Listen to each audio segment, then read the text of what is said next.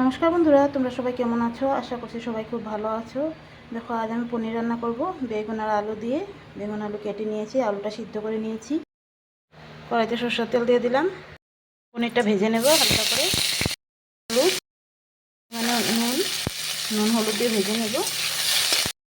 পনির ভাজা হয়ে গিয়েছে, নামিয়ে নেব। বেগুনটাকেও ভেজে নিচ্ছি। বেগুনটাও ভাজা হয়ে গিয়েছে। আবারও সরষের তেল দিয়ে দিয়েছি।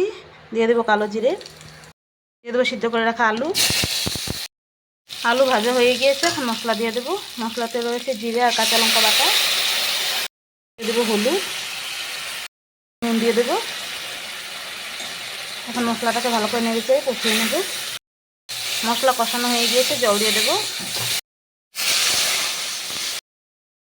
ভেজে রাখা পনির আর বেগুন দিয়ে দেবো। দেখো বন্ধুরা, বেগুন আলু দিয়ে পনির রান্না করা আমার হয়ে গিয়েছে। কেমন হয়েছে তোমরা কমেন্টে বলবে।